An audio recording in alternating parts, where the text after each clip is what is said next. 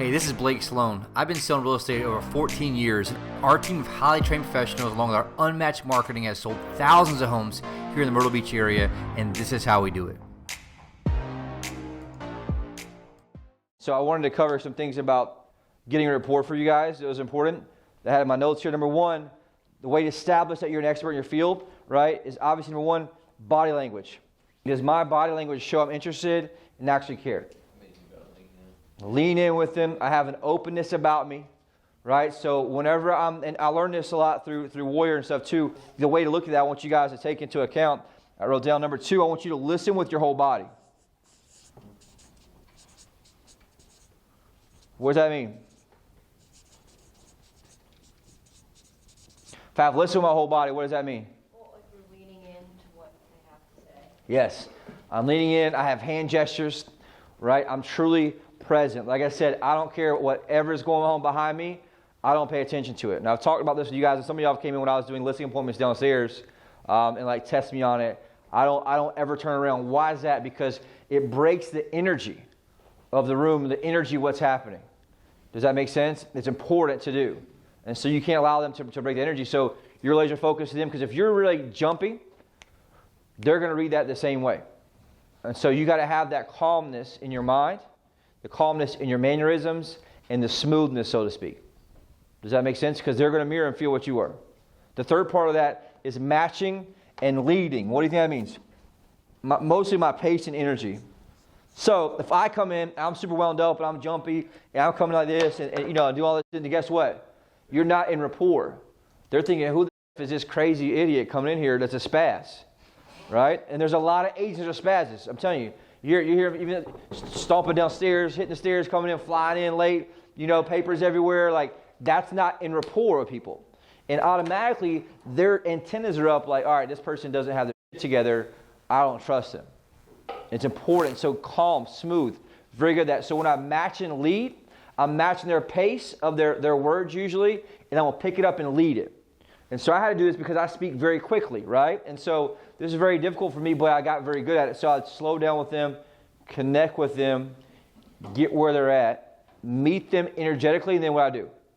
Lead them down the road where they need to go to this part and this part and this part, because this is why we're good at what we do. Does that make sense? And so I'll go back and forth, and like Katie mentioned, it is a dance, because sometimes I would have to slow back down again once I get rolling.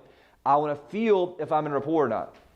And I can feel that disconnection if not. Does that make sense? You can feel there's something they're not following you on. So if it is, what I do? Slow back down.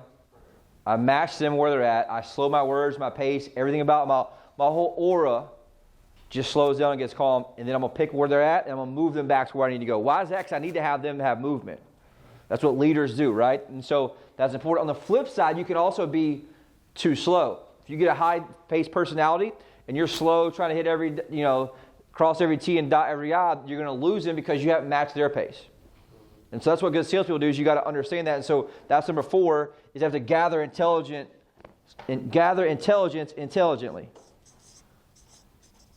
And what that means is I got to be able to adjust where they're at.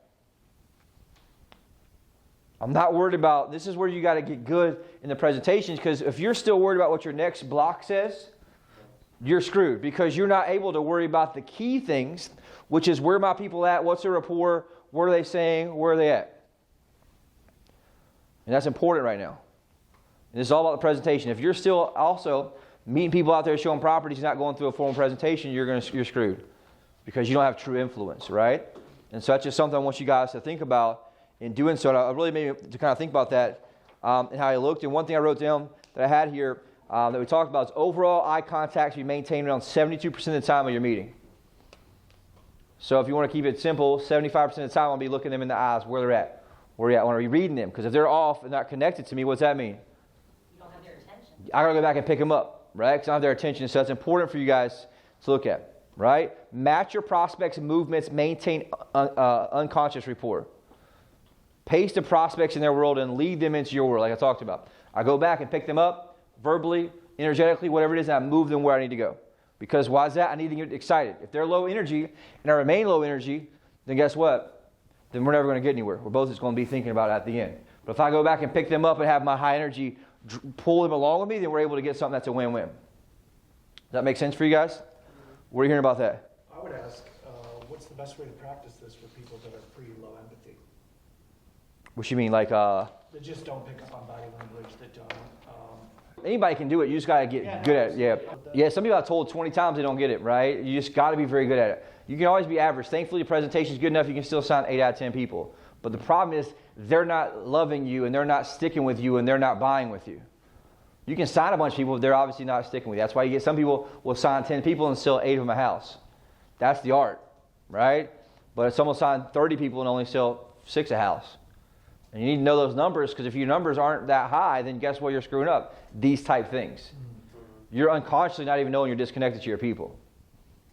I mean, I get it all the time, people want to cancel with me, right? There's not a connection there. And so you want to make sure you have that. But for Joe's question, the one way to do that is you got to role play it. Right? Role play through the scenarios, what's happening. Most importantly, how do you do it, Amanda? I asked you about it yesterday. Record it. Record it. Record it. Because I asked her, did you record it, right? Because I told you what I guessed most likely it was. Rapport, a disconnection with her energetically. And you agreed that it probably was because she was standoffish, right? And so if they're standoffish for me, I got to be able to, how do I get them and go pick them up and bring them back to where I'm at? Sometimes, man, my hands are going, get them, hey, man, I got to get these arms uncrossed somehow and into my world. And so, hey, John, what do you think about this, right? I'll take this, pull my hand up, bring it down to the thing where I need her to look forward. And that's something I learned doing, hundreds and hundreds of timeshare presentations. Put my hands up here, come right here to this part to get them leaning forward to come into it. But they're standoffish. That means I got to pick this person up and find out. If I have their arms crossed, right, this emotional certainty is very low. I need to be able to bring it up. And the 5 tenets of the sale are very important. What are they? You guys remember? Not what I talked about here. Number 1, right, I have to have a 10 on my product, or 10 on me, right? I need a 10 on my product, 10 on my company, and what else do I need? What's the other 2? You. I did that. That was number 1. Action threshold, pain threshold. These are 5 tenets of the sale. But if I had the reason I'm teaching this to you guys today is because the number 1 weakness I think we have is right here. Emotional certainty. Emotional certainty in you.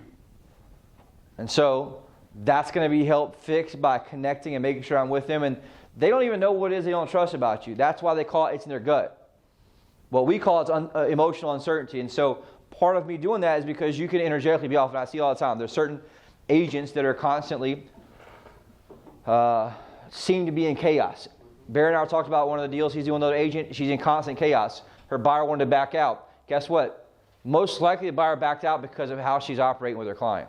Same thing. There's certain people in here, constant in chaos. They're just frazzled all the time, right? If you're frazzled all the time, then you got a massive problem because they're not going to trust you at all. And here's the thing. There's times that we're showing up like this.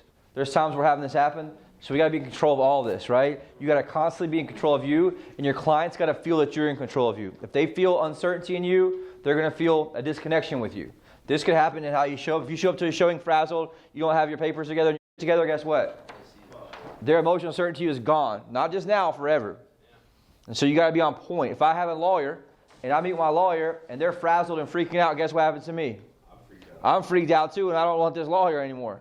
They're going to be the same way when they're buying the largest asset from you guys. And so that's important.